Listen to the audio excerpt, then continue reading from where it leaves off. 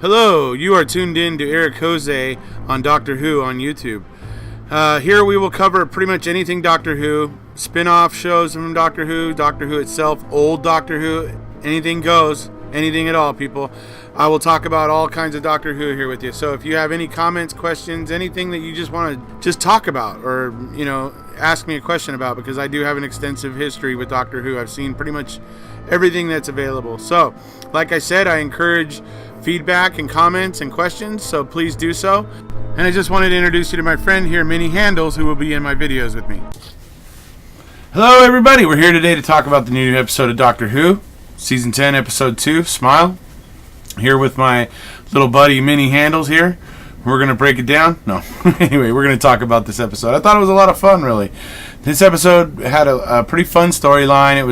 I liked the whole misdirection of it at first, where you were like wondering about what was going on. These people are running around talking about horrific things and smiling. What? So that was a bit of a, kind of a dome scratcher at first. So it was interesting to see the episode play out to get, basically an explanation of why that's happening. So I thought it was a pretty good episode. Like I said, the misdirection was nice, and the surprises and a little bit of plot twists and stuff like that made it kind of fun. It was a really good episode. We start out with the Doctor and Bill Potts landing on this planet, and they land in the middle of a wheat field, and they start walking towards the city, and they go into the city, and they're there, and they're not thinking anything of it, really. Well, the Doctor is. They get their little badges, and the whole time the Doctor's badge has a little, short line. Whereas the mouth on the badge is, and it's hilarious. Because obviously the whole time he's there, he's, thinking he's skeptical, So, anyways, I thought that was pretty funny. So, they move on, they move through, and then, the Doctor ends up kind of figuring out a little bit of what's going on there, and he thinks he needs to blow the place up. He gets Bill Potts back out to the TARDIS, and he's going to go running back in, and she's all asking him about, why are you getting involved? Why, shouldn't you call the authorities and all that, and blah, blah, blah. And he says, just stay in the TARDIS, and stay out of my browser history or whatever, which I thought was funny too. It's just yeah, okay. So, the browser history, anyway. So, but as any companion that's worth their salt, she obviously does not stay there. She goes back in, finds him when he's getting ready to do what he's doing, and she starts asking him about why is he getting involved in everything. And he just finally tells her look, I'm just passing through, and she comes back with I was laughing. I had to press pause and stop the playback for a second, because I was just laughing so hard when she comes back with him. You have never been passing through anywhere in your entire life. So that was hilarious. So, anyways, so then we move on from that, but. The interesting thing about the robots in this episode, obviously one of the things, the silly things, one of the first silly thing about them is obviously that they communicate with emojis, anyway, silly, fun, but Doctor Who can do that, so they can get away with little stuff like that anyway, so these robots talk with emojis, and the thing is that these robots look an awful lot like the robots at the Two Streams facility. And the thing is that this ties into my whole thought about the fact that there's robots in Doctor Who that are going mad. Seems to be a recurring theme that's been happening here for a little while. If we go all the way back, we can go all the way back to Madame de Pompadour episode with David Tennant, where the clockwork robot things went mad and used basically the crew of the ship to repair the ship because they didn't have any parts. So that's one of the first times where we see something where the robots change their primary function or their primary mission and alter it and end up not serving those who they are supposed to serve.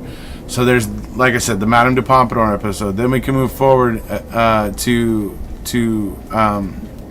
Amy Pond and Rory or whatever when they go to the Two Streams facility, and Amy ends up going into a separate door that from Rory and the Doctor, and she ends up in a different time stream, and those robots there can't comprehend that she's just a human, and that she cannot catch this disease that they're so worried about there.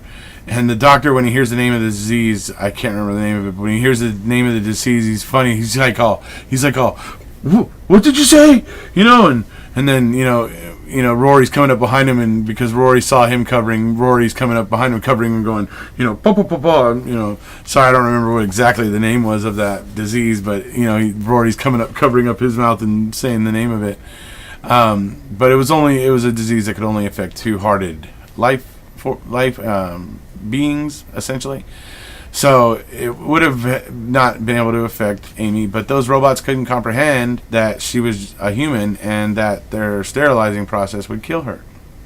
So once again, not necessarily evil robots, not necessarily going all malicious and malevolent, but just unable to process what's happening and basically making a decision that goes against logic and what's right.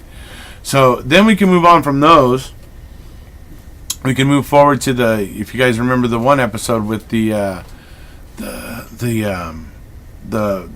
people, the plastic people. If you remember the one where the episode where they harvest they mine acid or whatever, or harvest acid, and they make those fake bodies to serve as their to do their work and stuff.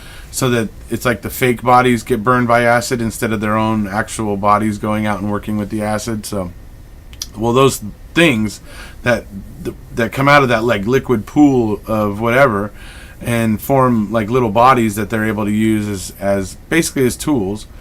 Well, that ended up becoming sentient, and those things are basically just tech that became self-aware. And we all know in that episode those things were starting to fight back and kill humans, real humans. For instance, Jennifer. Jennifer's liquid thingy self of her, basically the fake one killed the real one. So there's that precedent there. Then we can move forward from that. We can move into the dinosaur in episode where the dinosaur's in London, where we once again have those clockwork robots that have gone off the reservation, as it were, and are now harvesting human parts and everything to keep themselves going, because they're going to make it to the promised land, right?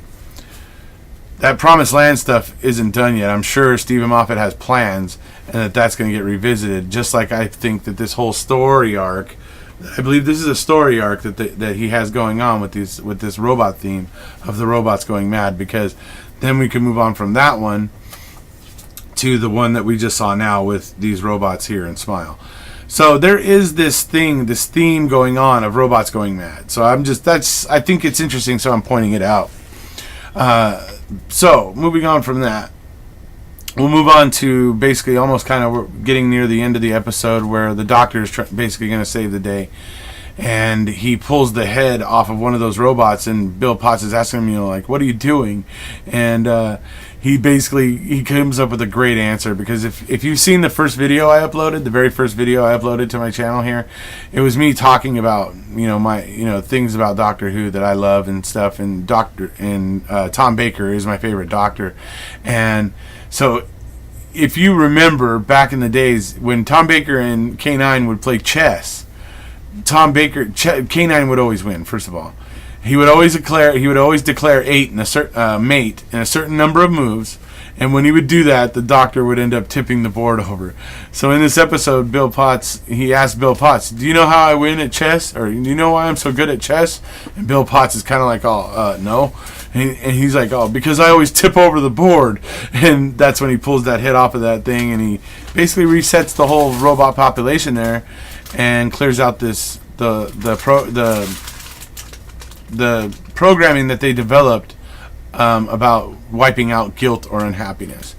So that reboots the whole system, and then he's able to negotiate the humans are going to pay rent, and saw the little emoji dollars, actually pound signs, because it's British, obviously, in his eyes and stuff like that, in the robot's eyes. So the funny little stuff, just that was in this episode. I thought it was pretty well done. And like I said, it was a pretty good idea. The misdirection and the kind of plot twists were kind of fun. Like I said, so a great episode overall. So, me and Handles are going to go ahead and sign off and say this was a pretty damn good episode, right? Okay. And we'll see you guys next week for the next one. If you haven't already, please hit subscribe.